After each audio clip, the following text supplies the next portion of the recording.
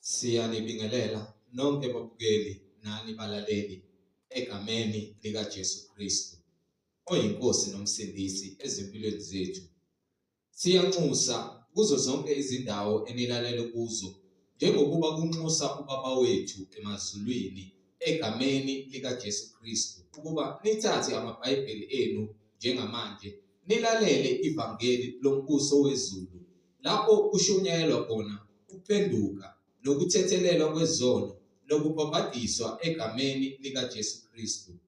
Kulabo abafisa ukubhabhadiswa, nalabo abanemibuzo mayelana neBhayibheli, nalabo abanofakazi uJesu Kristu yena yedwa oyinkosi nomsindisi esekunikezile ufakazi wazembula kuwe ukuba uthule kuzo zonke izindlebe ezilaleleyo ukuba nonke nixhumane nathi kule mininingwane engizoyishiya njengamanje.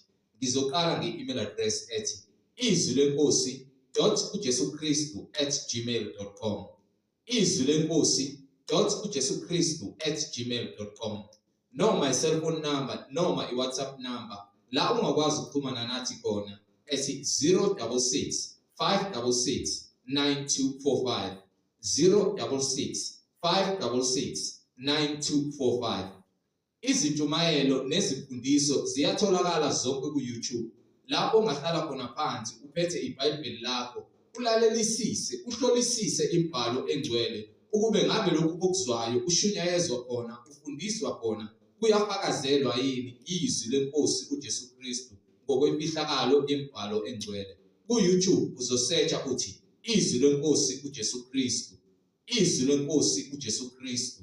Ungakhohlwa ukusubscribe, ungakhohlwa futhi nokupressa i-notification button ukuze ngaso sonke isikhathi uzoyithola izimfundiso eziphilileyo ezisiholela eqinisweni nasebungcweleni. Ungakhohlwa nokusharisha i-link nabo bonke abantu obaziyo, ikakhulukazi labo ohlanganyela nabo ngaso sonke isikhathi kuzindawo enihlanganyela kuzo nifundisana ukuthi uJesu Kristu uyinkosi nomsindisi nokuthi uNkulunkulu wadala izulu nomhlaba ukuze wonke umuntu omaziyo ahlolisise imfundiso asuke eyifundiswa ngokwembhalo engcwele. So ku-YouTube sharisha i-link nabo bonke abantu obaziyo izwi lenkosi uJesu Kristu, izwi lenkosi uJesu Kristu. Ake sigobise amakhanda sibonge uNkulunkulu ngokusipha namandla okuvuka nanamandla ekuseni. Ake sigobise amakhanda sikhuleke. Baba wethu osezulwini, malingcweliswe igama lakho, umbuso wakho mawufike, intando yakho mayenziwe emhlabeni njengasezulwini. Usiphe namhlanje isinkwa sethu semihla ngemihla. Usithethelele amacala ethu njengokuba nathi sibathethelela bonke abasonayo. Ungasingenise ekulingweni, kepha usindise kokubi, ngokuba umbuso ungowakho namandla nobukhosi kuze kube phakade. Amen. Balaleli nani bazalwane, yamukelana umfundisi uMhlengi Zondi ozobe sihola ngokwemfihlakalo yezwi. Umoya ongcwele ekhazimulisa isibani sezwe, yena oyinhloko yebandla uJesu Kristu oyinkosi nomsindisi. Amen.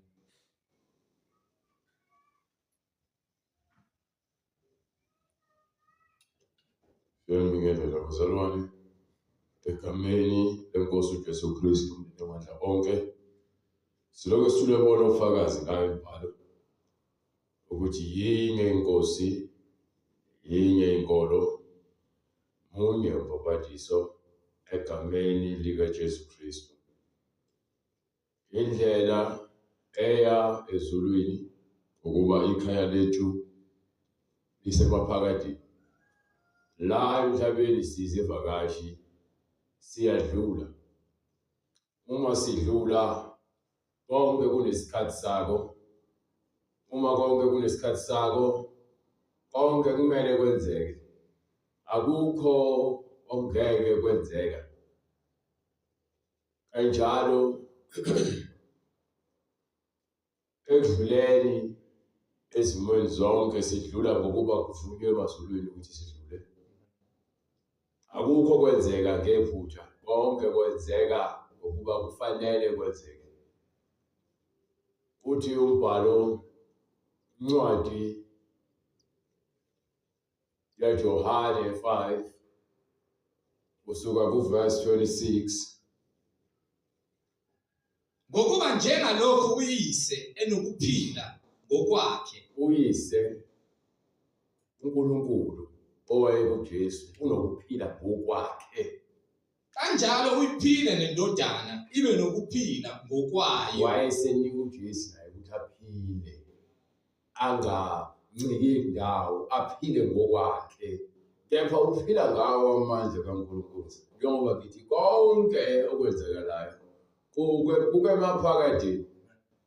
Ingakho futhi kungeke kwajika uma uNkulunkulu ebekuhlelo kufanele ligcwaliseke. Uma uNkulunkulu ethi ungako bibikho angazi uzoba khona. Usayihlulu esibelethweni sikanyoko ngasengikwazi. Usho njalo kuJeremiah ukuthi ngizokwenza umprofeti. So uNkulunkulu osazi singabibikho, owangazi ngingakokholwa, wangazi ngaze ngafinyelela ekubazini, wangibekezelela, ngangena kukho konke ukuhlupheka kwasemhlabeni kwenyama kwesono. uNkulunkulu wangibekezelela, okuwukuthi inyama yami igcwele isono, inyama yomuntu igcwele isono, inyama igcwele isono. uNkulunkulu wasemazulwini uletha indodana yakhe ukuba izosigcwalisa ngokuphila, ukuba inyama igcwele isono nenkani. So uma uNkulunkulu esenzele umusa ongaka nenceba engaka yokuthi athumele umuntu othembakele, kunzima ukuba isithunywa esithembakele. Uthi nje uma ngase ube isithunywa noma isisebenzi esithembakeleyo uyakubonga ngomvuzo, kuthiwa nangu umqhele wakho. So lapho-ke bengasekho ukubukwa abantu kushawa ihlombe kuthiwa unika i-stand ovation ngoba naku wena uthole i-award. Lezo zinto lezo ezala emhlabeni laphayana kuyobe sowubongwa uNkulunkulu uqobo lwakhe. So wamukela umqhele waphakade wasemaphakadeni wokuphila impilo ephakade phambi kaNkulunkulu. La emhlabeni siyadlula konke kunesikhathi sayo. Zonke lezi zinto lezi sizibona ziyigugu sinesikhathi sazo. Lezi esizifisayo kepha ngeke zisilonde okwaphakade. Izinto nje ungathi nawe mesudlulile ngizona ubone ukuthi yazi ngangijabuliswa ulutho. Lento ayisho lutho. Kunezinto nje ezingasho lutho. Ngoba bathanda bonke abantu emhlabeni, kepha kunabantu empilweni yakho abangasho lutho. Okuwukuthi nje abantu kumele uhambisane nabo empilweni. Ukuba yini? Bakhona ukuthi bakhona empilweni yakho, kepha basho lutho. Bawutho, kufanele ubathande njengoba uzithanda, kepha basho lutho. Ngoba yini? Izinto abangazikhuluma, nezinto abazifisela wena, nezinto abafisa ukuthi wena uzenze uzojabulisa bona, azisho lutho. Zifuna bona nje ukuthi bazizwe ngathi banamandla phezu kwakho, kepha kungasho lutho. Ngokuba yini? Konke kuyize leze. Siyasebenza, siyadla, siyavuka, siyajabula, sifuna lokhu, sifuna lokhuya, konke kumshikashike kumele siushikashike. Siyatshala, siyavuka, siyafuya, ziyendisa, ziyenda, siyashada, abanye badivorce. Konke yize leze. Usho njalo umshumayeli. Uthi ukubone konke ngaphansi kwelanga ukwenzile na?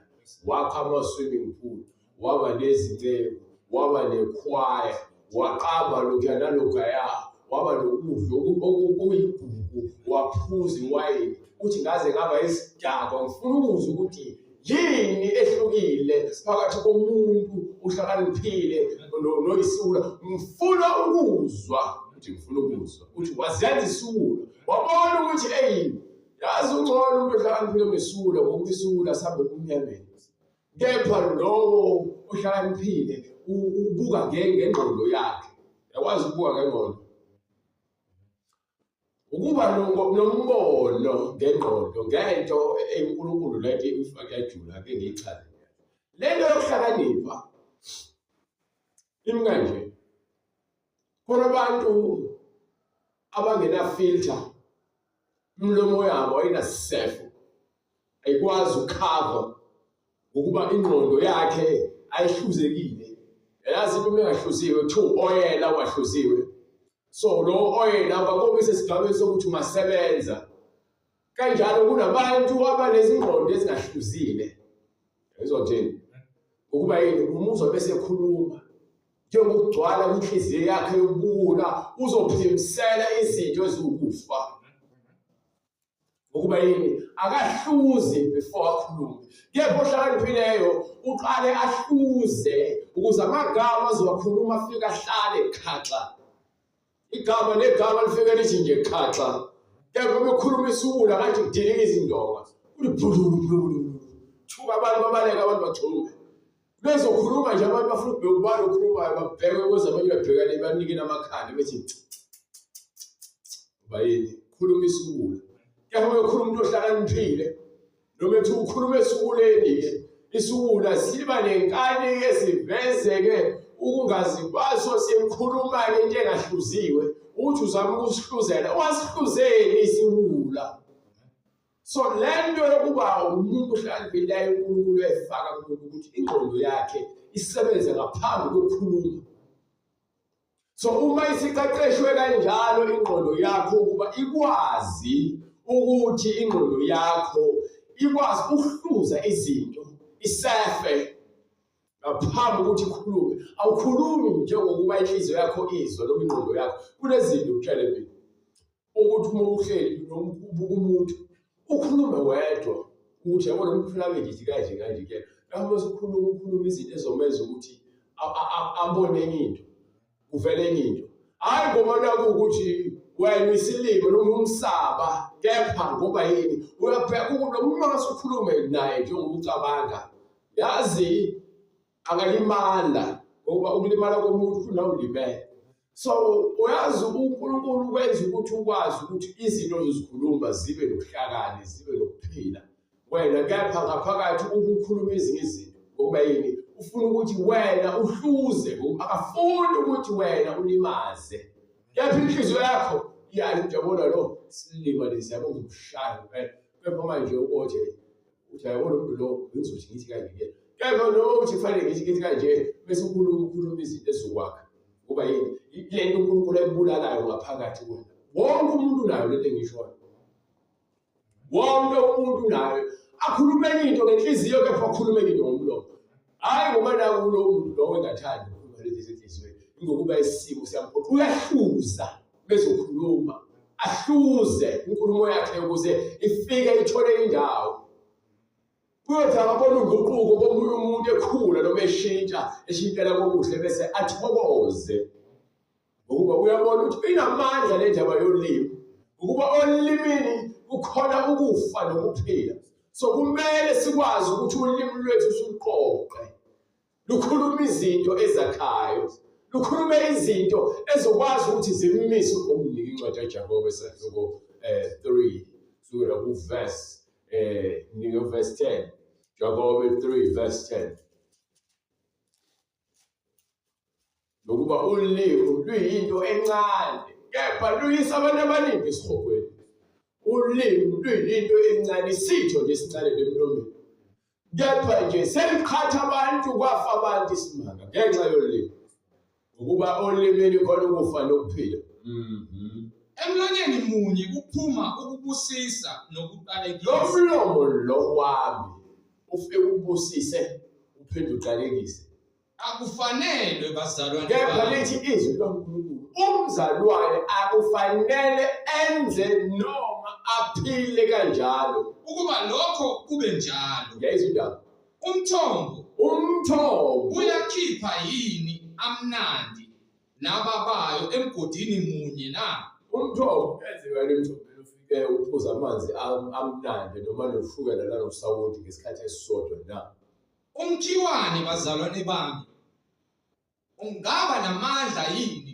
okuthela izithelo zomnqumo noma umvini emakhiwaneni na so umntwana wobuhlakani umntwana kaNkulunkulu umntwana wobungcwele kumele emlomeni wakhe kuphume ubungcwele. Akakwazi ukukhulumisa komuntu ongenaye uNkulunkulu, umntwana kaNkulunkulu. Ngokuba ungumkhiwane kumele ukhiphe amanye amakhiwane. Kepha uma ungumntwana wesihlahla samagrebhisi ubese ukhipha ama-aphula, ukhona into engahambi kahle lapho. So awukwazi ukuthi wena uzothi uthanda izwi likaNkulunkulu kepha uzonde umakhelwane wakho. Awukwazi ukuthanda umakhelwane wakho kepha ukuba ungamthandi uNkulunkulu. Ukuba uNkulunkulu uluthando.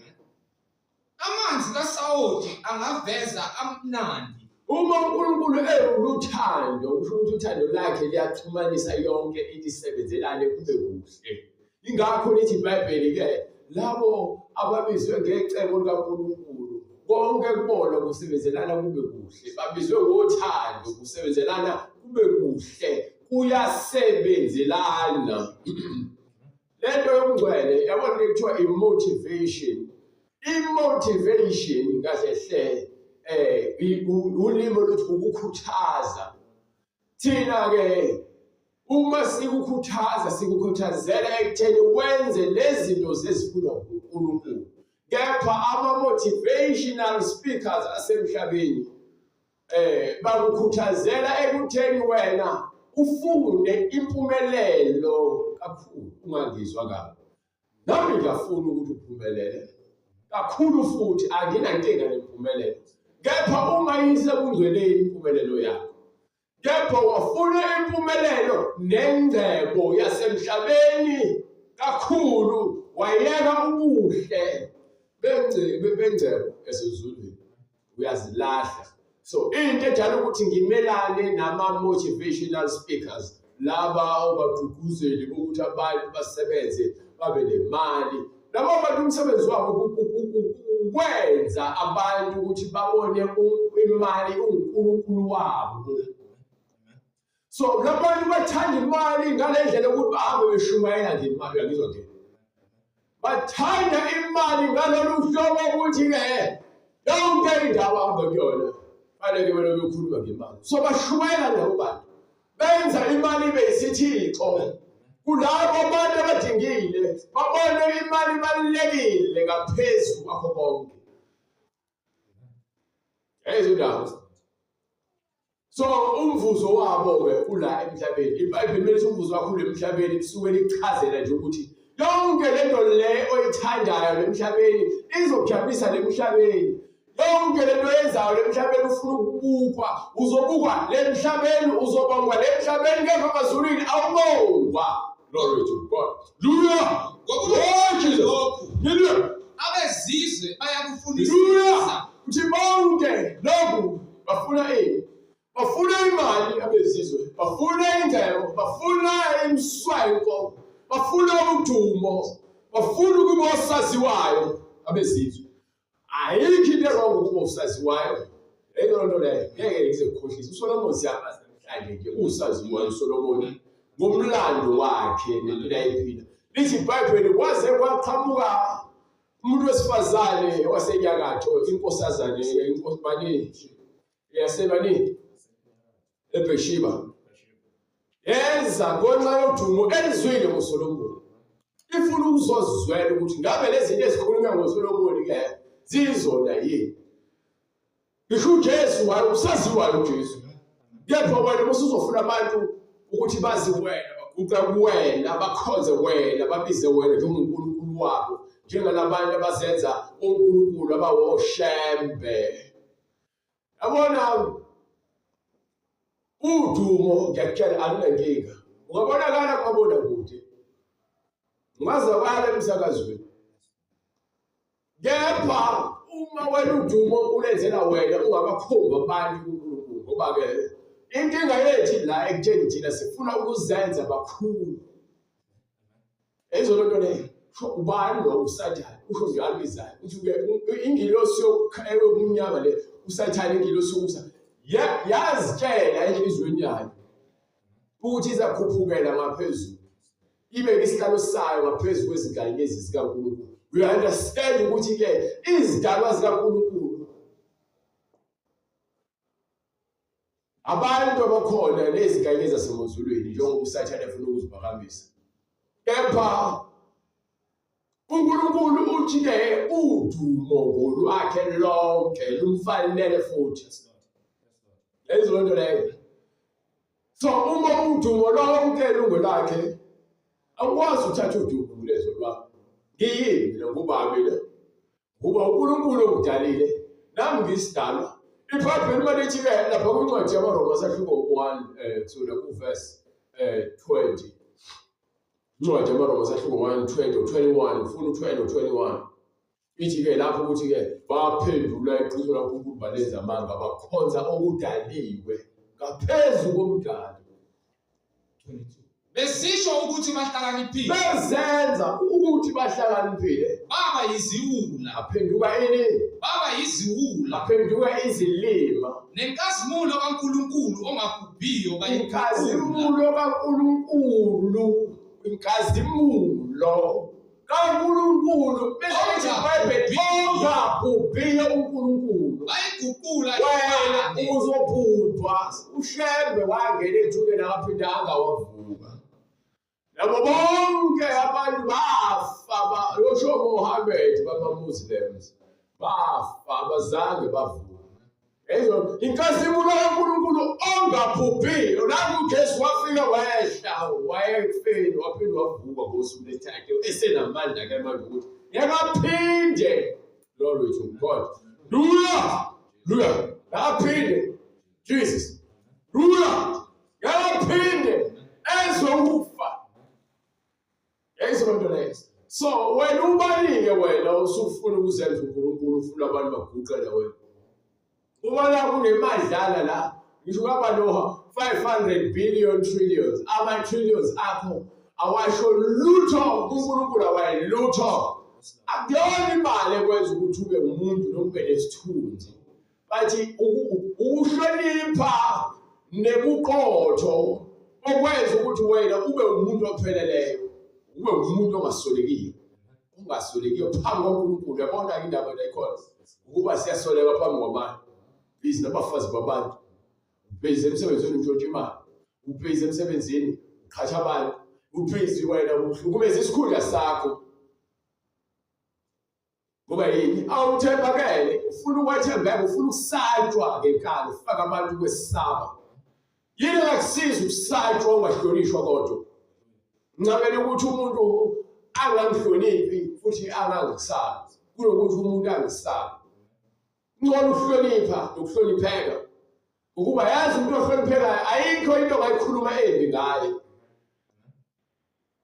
So lento leyo ukuba uchwepheshe kwezokuqonda izinto semhlabeni isana nemhlabeni awizwa incwadi lapha ngoba seKorinte ikutshela ukuthi wenza ukuhlakanipha kwasemhlabeni kwaba ukubuza. Wathatha izinto ezidelelekile wazenza waziphakamisa zawuhlakanipha. Wathatha lezi ezihlakaniphile zaphenduka zawubula. Yingakho kunendlela ebukeka iyinhle lapha kwakho kepha isiphetho sakho kube ukufa. Akubona bonke abathi Nkosi kumina bayobona ubuso kaNkulunkulu kepha yilabo abenza intando kaBaba osezulwini. Ezinto lezo ngiyakufanisa nani umuntu oyokuzwa ezwe namazwi ami. Ngiyakufanisa nendoda ehlakaniphile eyakha indlu yayo edwaleni. Kwafika izikhathi ezinzima, kwafika iziphepho nezikhukhula, kepha indlu yama ngoba yakhiwe edwaleni. Kepha lokho ozwa amazwi wami angawenzi uyakufaniswa nani? Ngiyakufanisa nendoda eyisilima. Ngiyakufanisa nendoda eyisilima eyakha indlu yayo enhlabathini umudakeni. Kwafika izikhathi ezinzima, kwafika umoya, kwafika isiphepho, kwafika amanzi, kwafika izikhukhula, yahamba indlu. So umathi izembe libekiwe empendeni usho lokho ukuthi nali izwi lizokhukhulula izolo, lizokunika ukuthi ube umuntu onesimilo nobuqotho nenhlonipho, uhlonipheke, uzithobe ngaphansi kwesandla sikaNkulunkulu. Ukuze wena uNkulunkulu akuphakamise. Uthi noma izihlahla noma imithi asike sithi izihlahla noma imithi engakhiphi izithelo iyakhawa phansi okusho ukuthi abantu abezwa izwi bangalenzi ibona abezwa isihogweni izwi kaNkulunkulu njengoba sithi emlomeni wakho khona ukufa nokuphila ulimi lwakho wena umthombo ufanele ukhulume izinto eziphilile njalo wena ungabi nokwesaba ungasatshiswa izimo ungasatshiswa ubuso babantu uthi uNkulunkulu ke ungamele ukuthuma abantu lokuba bheke emehlweni bekusabisa ngamehlo besusaba ukuba mina ngizokwenza umlilo wena umlomo wakho uzakukhafula umlilo ukuba uzobe sokhuluma ufunwa yimi mina umlilo oqothulayo uzokhuluma ufunwa yimina nabantu ngizobabasa ngami ngizobashisa ngokuzokhuluma umlilo bazophenduka izinkuni ngoba liyashisa izwi kodwa yabeshisa bazosha abanye bazakusindiswa abanye bazakulahlwa ingakho uthefula incwadi kaJohane 5 ngokuba njengalokhu uyise enokuphila ngokwakhe yes kanjalo uyiphile nendodana ibe nokuphila ngokwayo yes uyiphile amandla wayipha amandla okwahlulela ukuba indodana yomuntu ningamangali ngalokhu ngokuba isikhathi siyeza ukuba manje uthi uJesu isikhathi siyeza lapho bonke abasemathuneni uthi bonke abakuphi abasemathuneni uthi uJesu abasemathuneni bayakulizwa izwi layo abenze ukulunga baphumele ekuvukeni kokuphila bese kuthi lapho bebezwe izwi labo bese fika isikhathi ukukhala kwecilongo bese bevuswa bese bethi laba abezwe izwi lakhe bese bavusela ekuphileni abenze okubi bese kuthi labo abangezwa ekuvukeni kokulahlwa ngaso isikhathi uNkulunkulu ayolahla ngasabantu ngifuna ukuzwisisa okwamanje uJesu yabona uJesu kumele ithi ngoma ngoba uJesu bathanda bonke abantu lo ngoba leyo uthi ubathanda bonke abantu bese uJesu uyasinakekela uthi uJesu uyasinakekela ubathanda bonke abantu uyasinakekela ngoba yini uyaphila nje ukumusa wakhe kuba incwadi zethu sathelo 17 la izothini ufuna ukuzwisisa uthini ayisupport yini so ngifuna ukuveza lokho ke mina ukuthi wena uNkulunkulu uyakuthanda akaze uNkulunkulu uma ukuthi ufuna ukubona impethu yakuthanda yeka awuzekele ubosho uzomnqaba yini yayizonto leyo ngapha bese fika isikhathi sokufa njengoba bethi ke labo basemathuneni bayofika bafika isikhathi sokuthi bezwe izwi lakhe bese bezwe izwi lakhe bese bayavuswa kuthi labo abenze kabi balahlwe bese kulabo abenze kahle bathola ukuphila okuphakathi bese kulabo abenze kabi balahlwe ukuba yini la emhlabeni uNkulunkulu usasithandile sonke ingakho lithi iBhayibheli uNkulunkulu wathanda izwe kangaka waze wanikela ngendodana yakhe yona yodwa ukuthi ilo lalo okholwa kiyo angabhubhi kepha thola ukuphila okuphakathi uyasindiswa uma uthatha uJesu usuthola uthando kaNkulunkulu yebo uyakuthanda uNkulunkulu ukuthanda khona usebanyaleni ukuba yini uma uyeka abanyana uzekele ngeke azasho ukuthi hayi wena uziphuma enyaleni kwana ngiphuma enyaleni wena uthoko lwami ngiphuma emanyaleni ngiphuma emzibeni okukhohlakala kepha uNkulunkulu wangamukela ngezingane ezivulekile so uma engamukela ngezingane ezivulekile uzabe ukumvezela uNkulunkulu ukuthi uthando lakhe alinamkhawulo kepha ke kunesikhathi esibekiweyo lapho khona ethi ke bayakulahla ngoba abakholwanga kepha lemhlabeni izincwadi etheni wazenza izizwe zonke ngagazi wasenza sonke emhlabeni ngegazi elilodwa ukuba zakhe ebusweni sigcwele nje umhlaba uthando lukaNkulunkulu wamisa izikhathi ezinqunyiweyo waqeda wasimisela izikhathi ezinqunyiweyo nemikhawulo zahlukana ngokwendawo zokuhlala ukuze zimfune uNkulunkulu ezindaba ingabe zingamuzwa zimfumane engani kakude kulona ngoba akakude kulona lo umthola kanjani uthi umthola kanjani kanjani? Asike sibheke nje ngeBhayibheli ukuthi utholakala kanjani. Incwadi yamaRoma sahluko 10 sukela kuverse 8. Verse 8. Incwadi yamaRoma sahluko 10 verse 8. Utholakala sifuna ukuthi utholakala kanjani? Yayizona nto leyo.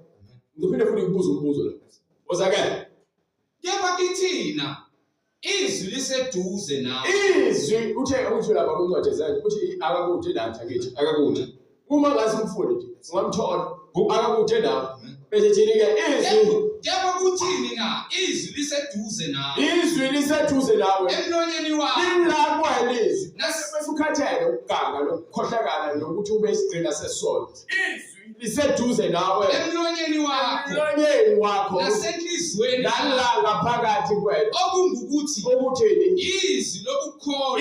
Izwi wakholwa ukuthi uNkulunkulu ukuthanda esemazulwini okwaphaka ukuthanda kwaphakade. Wathi awucabanga uzodala ukwakha indlu le eyodwa kusabele ngiplani material ngiqongelela imali ngiplani furniture nganginamali Thamele ngiqale phansi ngicabanga uNkulunkulu edala umhlaba ucabanga into engaka awucabange into engaka edala nako konke okuphakathi kwethu 7 wena kuthatha 10 years kwakhindwa uNkulunkulu akakhela umhlaba nje ukuthi wena uzophila emhlabeni yeyizona nto leyo wakuthanda wakhela umhlaba ngey'nsuku 6 ungaka umhlaba right awukwazi ukudlala lapho umhlaba ungaka uNkulunkulu wakha ngey'nsuku 6 6 days uNkulunkulu athatha umhlaba ngenxa yothando lwakhe egcineni usezothini asekho umuntu womfanekiso wethu azobusa nje emhlabeni uNkulunkulu uyathandana wethanda uNkulunkulu uthi-ke uma nje ungasukholwe lenhliziyo yakho ivume lolo nje ukwadi inhliziyo Hallelujah. Okungukuthi izwi lokukholwa esilishukumayo. Izwi lokukholwa ilona leli esikhuluma ngalo manje ukuthi uNkulunkulu ukuthandile akamthandelanga ukuthi ube isifebe akuthandelanga ukuthi ube isidakwa uNkulunkulu ukuthandile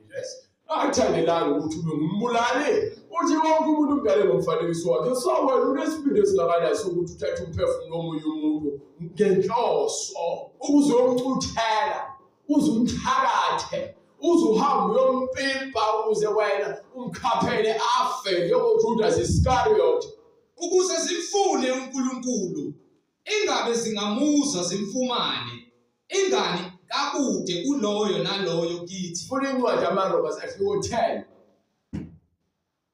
funa from verse 9 nendaba lesikhulumela ukuthi uqonde ukuthi uthando lwaNkulunkulu lusalelwe sonke.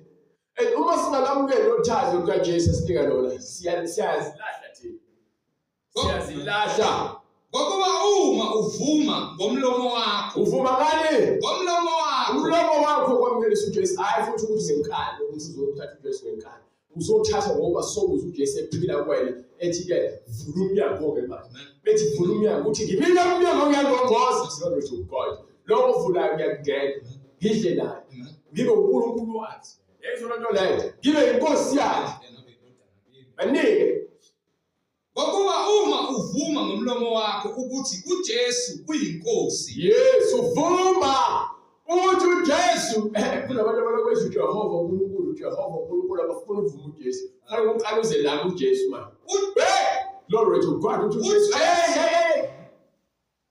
uthi uJesu akekho zababa ngaphandle kwami akekho oza kuNkulunkulu ngaphandle kwaJesu lithi iBhayibheli vuma ukuthi uJesu Kristu uyinkosi vuma ukuthi uJesu Kristu ngaphandle kwakhe uzoloku untande nje ayi ngifuna ukuya ezulwini uyaphi wahamba lengelele ngoba uJesu watshela wathi mina ngiyindlela iqiniso lokuphila hayi mina ngifuna uJehova ngifuna ushembe ushembe uyindlela awuhambe phela ekushembe wakho uphela akimboni kumnyama ngifuna ushembe hayi uzokumfuna usha umfuna uzohambe uyosha ekhebeni lomlilo kanye naye ubaba wakho ushembe uyoshaya ekhebeni lomlilo uyoshaya noMariya lokumbiza akisho ukuthi uMariya lo yaba noJesu ehogweni lo wena lokuthi-ke uMariya ubiza yena ogcolile uzomfuna esihogweni lo uzomfuna esihogweni Lenkonzo kaJoseph uzobuyibamba esihogweni. Ngoba khona inkonzo kaJoseph la hallelujah Joseph oh amen so khona basafuna ukuyicula le ngoma le kuthiwa phela hambe Joseph indlela yakho ithi iBhayibheli uJesu Kristu uyinkosi. Amen. uJesu uyinkosi. uJesu uyinkosi. Ukholwa enhlizweni yakho. Ane ukholwe noma uqala enhlizweni yakho. uNkulunkulu wamvusa kwabafileyo. Uma ungakholwa ukuthi uJesu wavuka ebufeni ngosuku lwesithathu yonke lento yakho yokuthi uyakholwa ngoba ugogo wakho wafa zangavuka umkhulu wakho ayomthakathi futhi odumile usezophinda abe yidlozi elihle kanjani eduze kwaNkulunkulu athi ethakatha emhlabeni. Glory to God. Abantu bayadlale. Uyakusindiswa uma ukholwa enhlizweni yakho ukuthi uJesu Kristu uyinkosi. Qhubeka. Ngokuba umuntu ukholwa ngenhliziyo. Ngokuba umuntu ukholwa ngani? Ngenhliziyo. Bethiwa thayana sisi wakho uthele ngaso ukholwa ngenhliziyo uzosebenza. Bethiwa hayi nasi itipitipi lesabo uzigqiba lapho ukholwa ngenhliziyo uzosebenza. Eyizo into leyo. Kepha umuntu uJesu nangulisi ukuthi ulisi uhlukana nofebe yeke uzonda omunye umuntu. Inhliziyo yakhe ibalukhulu ufuna ukukholwa. Ngoba inhliziyo yakhe isikutshela ukuthi ukholwa ukuthi kufanele ukuzonde ube nonya. Ngokuba umuntu ukholwa ngenhliziyo kube ukulunga. Kube ukulunga bakukholwa ngenhliziyo kuJesu nje kuba ukulunga. Ngani? Ngenhliziyo ukholo lwakho alidingi imali, alidingi imbuzi, alidingi lutho, lidinga wena inhliziyo yakho namathela kuJesu kuphela. Kuba ukulunga. Ngomlomo uyaqula. LePhayibheli lafika nabelungu ongitshela abalungu nje abaphila impilo yobungcwele bazi. Ngitshele hamba ukhobe isitshayelo umlungu lo uhleze phela uJesu nje ngiyabona uJesu. Hayi Wani basithethele izithombe angisebenzi ngesithombe mina. Angisebenzi ngesithombe. uNkulunkulu obakahlala ezithombeni. Nginike lapha kwincwadi yeZenzo zohlobo 17 kusukela kuverse 25 batshela ukuthi uNkulunkulu wami akahlala abathempelini enziwe ngezandla futhi akakhonzwa ngezandla zabantu. uNkulunkulu wami akakhonzwa ngezandla zabantu. Ngokungathi udinga utho. Akadingeli lutho uNkulunkulu. Yena obapha bonke. Usipha sonke. Ukuphila. Ukuphila. Yayizindaba. Nokuphefumula. Yayizindaba. Nakho bonke. Yayizindaba. Wazenza izizwe zonke zilinye ukuba zakhe ebusweni bonke bomhlaba. Nangoku uNkulunkulu engimfunayo mina kuphela. Bonke laba abanye uNkulunkulu enibenzani beqamba emhlabeni ngenkolo zenu nabanye angibafuni bazofa futhi bazoba nani esikhathini sokwahlulelwa nahlulelwe ngabo uNkulunkulu abakhohlakele uNkulunkulu abambi bakaSathane nikhonza amadimoni amadimoni wanike incwadi yeZenzo 2 verse 37 wamisa izizwe zonke wamisa izikhathi ezinqunyiweyo nemikhawulo yazo yokuhlala kwazo ukuze zimfune uNkulunkulu ingabe zingamuza zimfumane ingani kakude kulowo nalowo kithi ngokuba siphila sihamba sikhona kuye sikonke mina ngikwenza kuye uNkulunkulu wangidalayo wangibeka emhlabeni uNkulunkulu wangi wayazi ukuthi ngizoba ngimembeze kanje wafaka kumina ukuthi ngibe nentshisekelo yakhe ngokuqonda yayizona leyo ngizinikele ekutheni ngiyenza intando yakhe kuze kube sekufeni noma ngabe kuthiwa izimo zingihlasela kanjani anginakuphi anginamali anginandawo yokulala anginambhaka zokugqoka kepha uNkulunkulu uzakumshumayela ngokuba yini noma ngabe kuthiwa yini ekumisiwe kuthiwa ifuna ukuhluza umthando kaNkulunkulu iBhayibheli aliphila kahle umthando kaNkulunkulu ngokuba siphila sihamba sikhona kuye esiyakuzilanda futhi kuyenza njengalokhu izibhongi ezithile zakithi kahle phela kahle unayo bizile incwadi bayi sebekuzwa bahlabeka enhlizweni ethi iBhayibheli basebekuzwa lokhu basebehlabeka enhlizweni bathi kuPetru nakwabanye abapostoli basebethi kuPetru madoda ozalwane siyakwenze njani na wayesethini uPetru phendukani uthi uPetru ke manje asiphenduke phela sishintshe indlela yokwenza ngoba sesizwile izwi Yilowo nalowo-ke bese abhabhathiswe-ke egameni likaJesu Kristu. kukho ukuthethelwa kwezono zethu. Khona niyakwamukeliswa. Isiphiwo-ke lesi esivela ezulwini sikaMoya Oyingcwele. Ngokuba isithembiso ngesenu nesabantwana Sabo benu. bonke abantu, bonke uNkosi uNkulunkulu wethu yakubabiza. Wafakaza nangamanye amazwi amaningi wabayala wathi, Wathini? sisindiseni kulesi sizukulwane Isho esiphambene. njalo imibhalo ithi masizisindise kulesi sizukulwane esiphambeleyo. Silahle konke okwasemhlabeni okungenamsebenzi nokungenanzuzo la. Ngoba uqala ukuhlakanipha umesaba uJehova. Kusaba kuJehova ukuhlukana nesono. Isono kakulula ukuhlukana naso, udinga uJesu nje ukuhlukana nesono. Thanda uJesu kakhulu, isono sokubaluleke. Wena bathela isono wafuna ukubhanqa noJesu uzoba nenkinga ngoba uzophumelela esonweni. Ngokubuye uthi uyangena nemilenze yakhe emibili lapha athi uNkulunkulu angikwazi. Hambe lapha esihogweni. Mina uNkulunkulu ngimthanda uJesu athi ungaluthanda yena okwayo. Mina uNkulunkulu ngimthanda uJesu ungaluthanda ubhiya wena.